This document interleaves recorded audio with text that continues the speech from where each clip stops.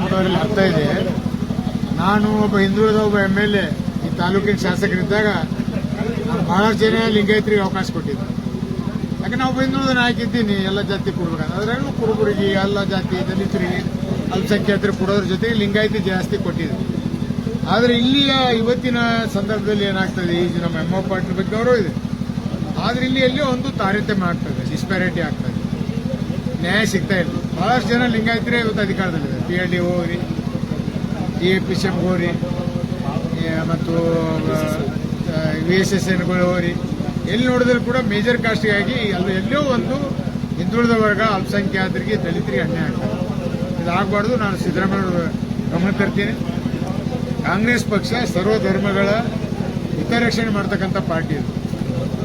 ಹೀಗಾಗಿ ಕಾಂಗ್ರೆಸ್ ಪಕ್ಷಕ್ಕೆ ಒಂದು ಸೆಕ್ಯುಲರಿಸಂ ಪಾರ್ಟಿ ಅಂತ, ಸೆಕ್ಯುಲರಿಸಂ ಪಾರ್ಟಿ ಅಂತ ಬರೀ ಹೇಳಿ ಇಲ್ಲಿ ಹಿಂದುಳಿದವರಿಗೆ, ಅಲ್ಪಸಂಖ್ಯಾತರಿಗೆ ಮೂಲಿ ಗುಂಪು ಮಾಡೋ ಸರಿಯಲ್ಲ. ಇದು ಆಗ್ತಾ ಇದೆ. ಇದ್ರ ಬಗ್ಗೆ ನಾನು ಈಗಾಗಲೇ ಜಿಲ್ಲಾ ಮಂತ್ರಿ ಗಮನ ತಂದಿದ್ದೇನೆ, ಪ್ರಿಯಾಂಕ್ ಅವರಿಗೆ.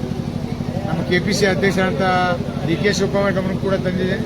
ಮುಂಬರುವ ದಿನಗಳಲ್ಲಿ ಎಲ್ಲ ಸರಿಪಡಿಸೋ ಭರವಸೆ ಕೊಟ್ಟಿದ್ದಾರೆ. ಮತ್ತೊಮ್ಮೆ ಕೂಡ ನಾವು ಒತ್ತಡ ಹಾಕಿ ಈ ಒಂದು ಡಿಸ್ಪ್ಯಾರಿಟಿ, ತಾರತಮ್ಯ ಸರಿಪಡಿಸ್ತಕ್ಕಂಥ ಕೆಲಸ. ಈಗ ಮತ್ತೆ APMC ಆಗಲಿ ಸರ್, ದಲಿತರಿಗೆ ಅಥವಾ ಅಲ್ಪಸಂಖ್ಯಾತರು ಕೊಡೋದು ನನ್ನ ಲೆಕ್ಕದಲ್ಲಿ. ಯಾಕಂದ್ರೆ ಅಲ್ಲಿ ಲಿಂಗಾಯತರು ಕೊಡೋದು ಅವಶ್ಯಕತೆ ಇಲ್ಲ. ಯಾವ ದಲಿತರು ಕೊಡಲಿ ಅಥವಾ ಅಲ್ಪಸಂಖ್ಯಾತರು ಕೊಡಲಿ.